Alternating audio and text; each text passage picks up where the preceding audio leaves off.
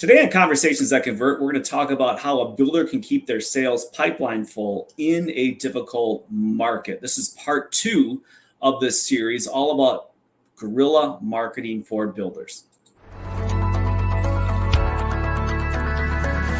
Welcome to Conversations That Convert. Every week, we'll spend about 10 to 15 minutes tackling relevant lead generation, marketing, and sales topics for remodelers, home improvement companies, and home builders. Conversations That Convert is brought to you by Builder Lead Converter, your perfect sales assistant. And now, here's Rick and Diana. Welcome to Conversations That Convert, everyone. Diana, welcome. Good to see you. Thank you. Good to see you too. Welcome, everybody. What are we talking about today? Today, how builders can keep their sales pipeline full in a tough market. Yes, tough market we find ourselves in right now. Things have definitely slowed down. Affordability is not good. Interest rates are not good. Inflation is not good. And a lot of parts, the economy is not good either. So what it means is there's less opportunities out there for builders. And the question is, how can you stand out from a crowd? And how can you do it on a budget? So this is all about guerrilla marketing for builders, and some of this really the basic things that I would recommend that a builder can do that is free or nearly free. And this is all based on, of course, the #1 marketing challenge, which is finding high quality leads. This is according to the State of the Residential Construction Survey, the annual survey from the Association of Professional Builders. And today, Diana, we will talk about website optimization. This is a builder's 24/7 showroom of where leads can come and check them out. And so we will be discussing here several things that a builder can do just to update their website, tweak it, with the idea being is, hey, how do I attract, capture, and convert more high quality leads from my website so I can pick and choose my clients and jobs? So what do you say? Should we jump into it? Let's get started.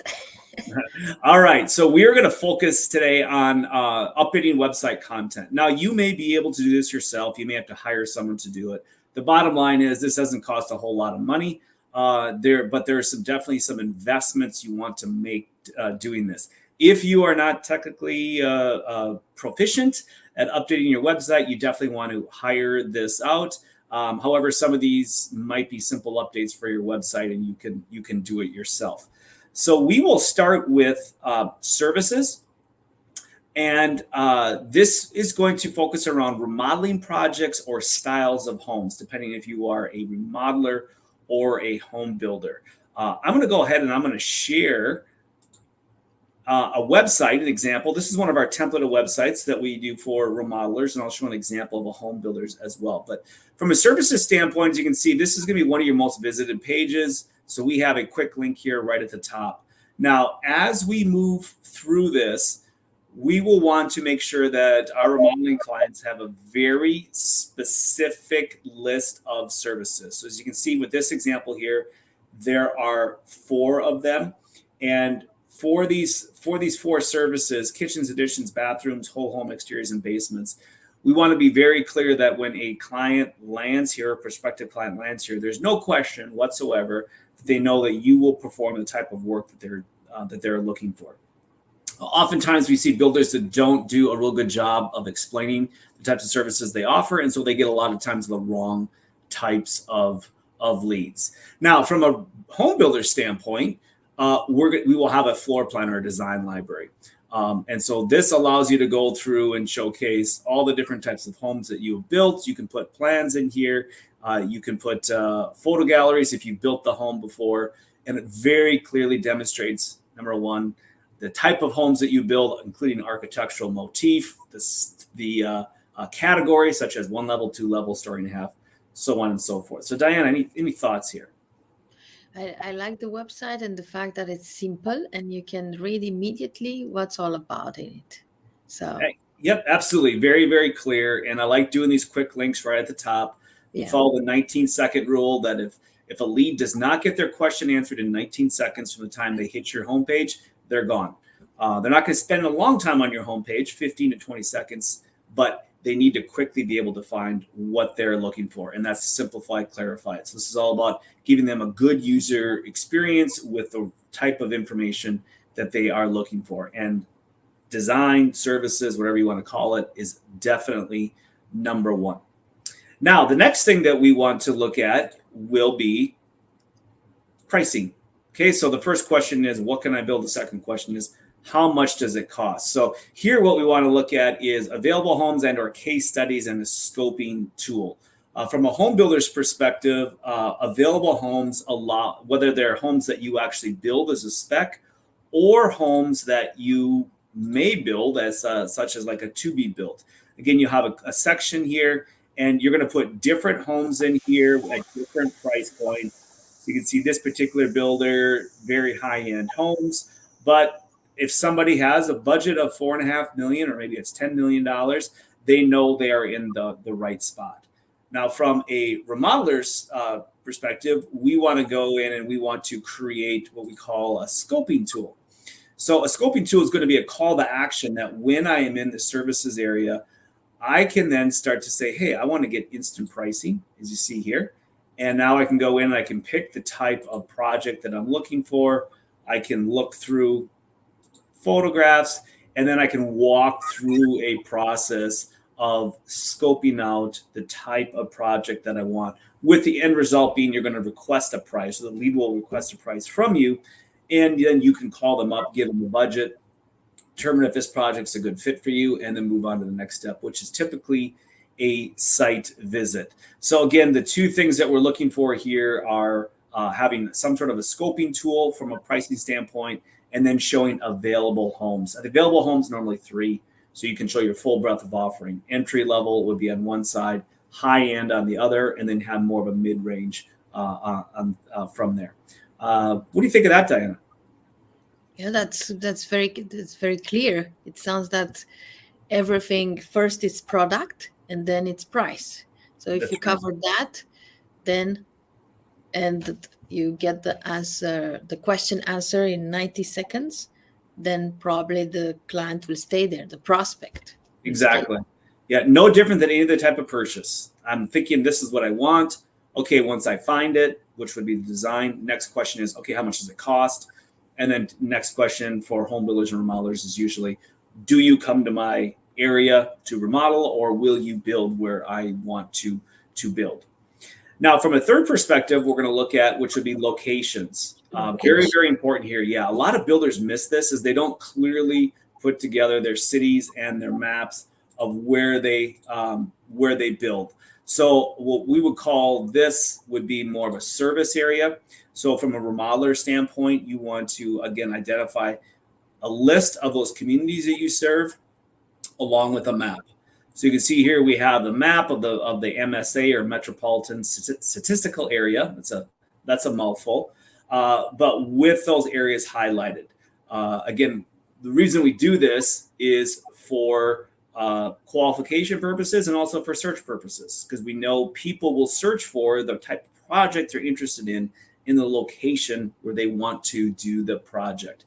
So as an example here, it might be kitchen remodeling in, we look at one of our cities, Plymouth. And so that's what they'll type in. And so we need to have a page like this that will show kitchen remodeling in Plymouth. Now, from a home builder standpoint, it varies a little bit, because you may have communities that you build in, but you might also have a service area if you build scattered lot. So from a location standpoint, once we want to really enhance that, we can show not only the communities you build in, such as like current neighborhoods as an example, maybe if you build model homes where those are, but then we can also really focus on all the different areas that you build in. And the neat thing about this is, once I create this particular link, or this particular location, I can then link it to a page that will be optimized specifically with the content that will rank in a Google search engine algorithm. So these are pages designed to be what's called an index page or a landing page, where somebody is searching for this, they'll land on here. and then they'll jump in and start looking again at your floor plans, your available homes, and become a lead after that. So very, very important you optimize these pages just as much as possible. And again, I can't emphasize it enough. This step is skipped fairly regularly by builders. So go back and take a look and make sure you get your locations identified. Now, some other notes here that you want to consider will be high resolution photos and videos. So Diana, you like looking at websites where you have low resolution images, or they're taken with a cell phone, or bad angles or bad lighting? That really makes you want to buy, doesn't it? Yeah, that's true. But I never thought about that. How important is this? Absolutely. There's probably there's probably not a whole lot of things that rank higher than having high quality imagery on your website to get somebody interested.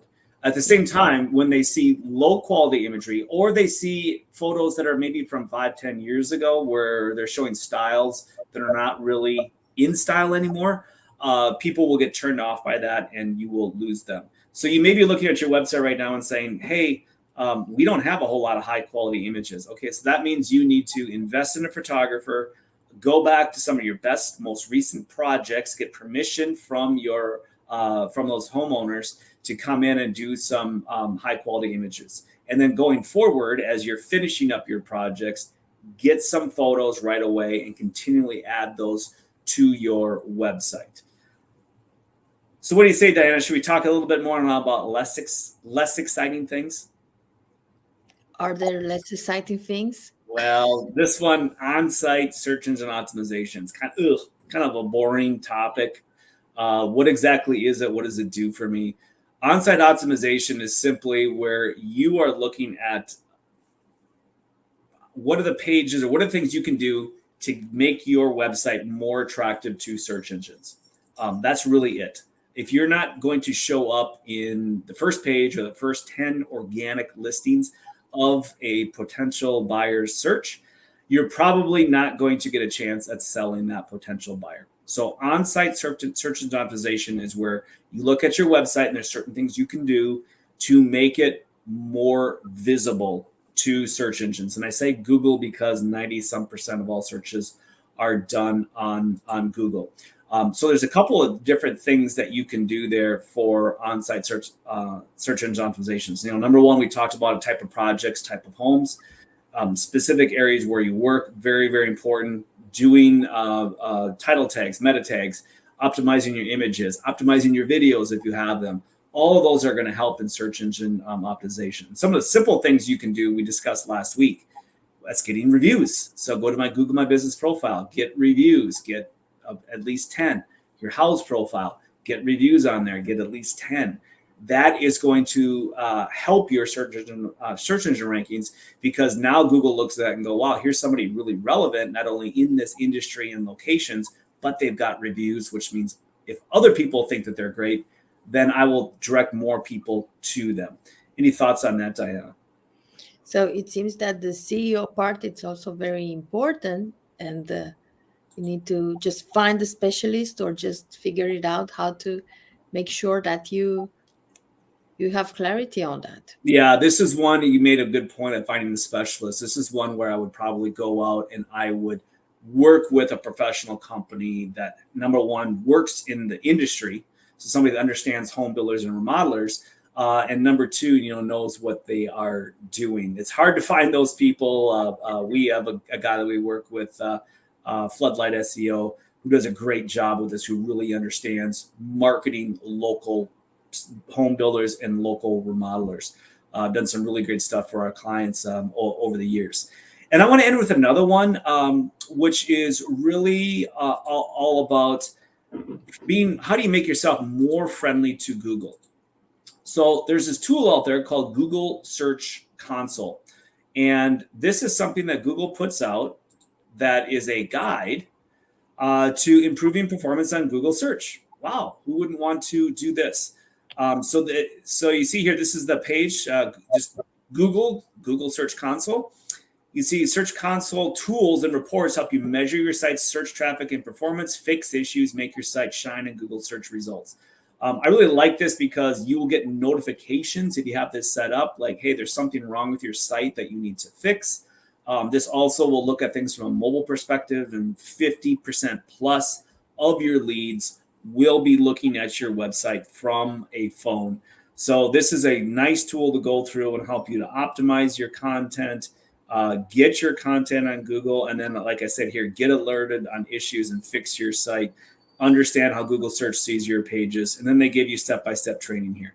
So again, this is something that if you want to dive in or have someone in your office you want to have do this, you could certainly try to do this on your own. Otherwise, you would hire a professional to actually use this tool to optimize your site through search engine optimization. No better return on investment from getting eyes on your site. So Diana, any final thoughts here on what people can do to help to optimize their website and get more opportunities?